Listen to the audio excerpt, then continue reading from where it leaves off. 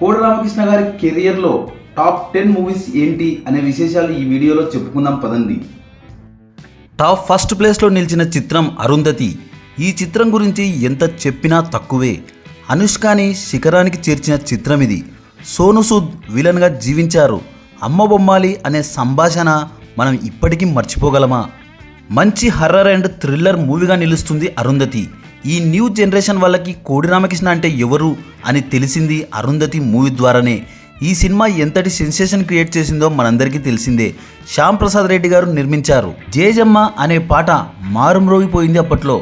అనుష్క అరుంధతి పాత్రలో ఒదిగిపోయారు. అనుష్కని తప్ప ఆ పాత్రలో ఎవరిని ఊహించుకోలేం. అరుంధతి బ్లాక్ బస్టర్ మూవీగా నిలిచింది. నెక్స్ట్ టాప్ సెకండ్ ప్లేస్లో నిలిచిన సినిమా నరసింహం నందమూరి బాలకృష్ణ గారి ముద్దుల మామయ్య. 1989లో వచ్చిన చిత్రం ముద్దుల మామయ్య. బాలకృష్ణ విజయశాంతి జంటగా నటించిన ఈ చిత్రం ఇండస్ట్రీ హిట్గా నిలిచింది. ఇంతకుముందు ఉన్న సినిమాని డబుల్ మార్జిన్తో క్రాస్ చేసింది ముద్దుల మామయ్య. యాక్షన్, డ్రామా, సెంటిమెంట్, రొమాంటిక్ చిత్రంగా తెరకెక్కింది. సిస్టర్ సెంటిమెంట్ చిత్రాలకి ఇంత ఆదరణ ఉంటుందా అని అందరినీ ఆశ్చర్యానికి గురి చేసింది ఈ చిత్రం. కోడి రామకృష్ణ కెరియర్లో బ్లాక్ బస్టర్ ఇండస్ట్రీ హిట్ చిత్రం ముద్దుల మామయ్య. నందమూరి బాలకృష్ణ కెరియర్లో నికార్సైన బ్లాక్ బస్టర్ ఇండస్ట్రీ హిట్ చిత్రం ముద్దుల మామయ్య.